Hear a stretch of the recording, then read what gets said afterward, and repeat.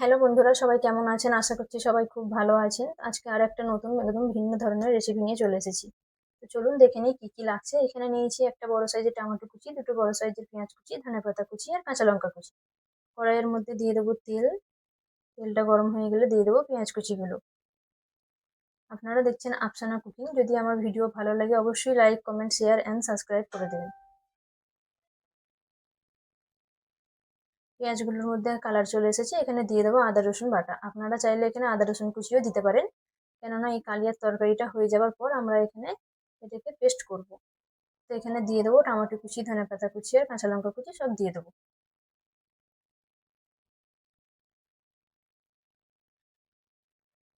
দিয়ে দেবো স্বাদ মতো লবণ।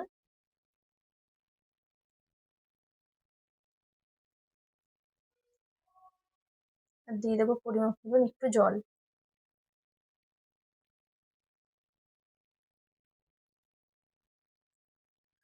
জলটা একটু বলক চলে আসার পর এখানে দিয়ে দেবো সব মশলাগুলো। এখানে দিলাম লাল লঙ্কার পাউডার, একটু গরম মশলার পাউডার, হলদি পাউডার, একটু জিরা পাউডার আর ধনিয়া পাউডার। এগুলোকে একটু কষিয়ে নেবো ভালো করে।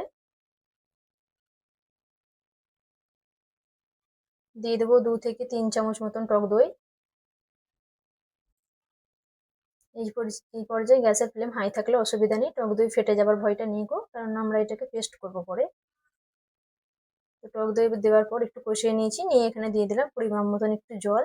দিয়ে 5 মিনিট মতন এটাকে হাই ফ্লেমেই রাখবো। যখন এটা তেল ছেড়ে দেবে তখন জানবেন এটা হয়ে গেছে। এই দেখুন এই পর্যায়ে হয়ে গেছে, গ্যাস অফ করে দেবো, দিয়ে এটা ঠান্ডা করতে রেখে দেবো এক সাইডে। এখানে ডিম সেদ্ধ করতে দিয়ে দিয়েছি।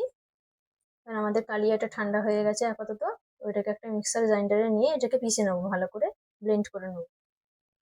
এই দেখুন ভালো করে একদম পেস্ট করে নিয়েছি এটাকে। এখানে দিয়ে দেবো 2 চামচ মতন ঘি, আপনারা এখানে তেলও দিতে পারেন।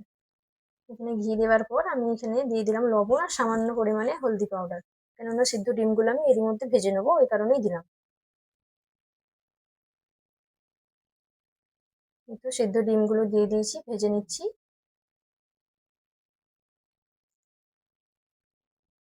এই রেসিপিটা খুবই ভালো হয় খেতে, আপনারা অবশ্যই আপনাদের বাড়িতে বানাবেন এবং কমেন্ট করে জানাবেন।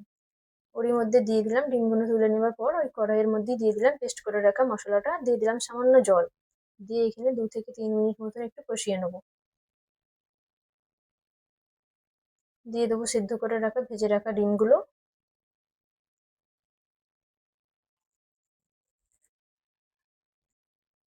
দিয়ে দেবো আর পরিমাণ মতন একটু জল। দিয়ে এখানে লো টু মিডিয়াম হিটে রাখবো, ঢাকনা দিয়ে দেবো। যখন দেখবেন এরকম তেল ছেড়ে দিয়েছে তখন জানবেন হয়ে গেছে তরকারিটা। এটা খুবই ভালো হয়, আপনারা অবশ্যই বাড়িতে বানাবেন আর জানাবেন আমাকে কমেন্ট করে। আজকের ভিডিও এখান পর্যন্তই, নেক্সট ভিডিওতে দেখা হবে। ভালো থাকবেন সবাই।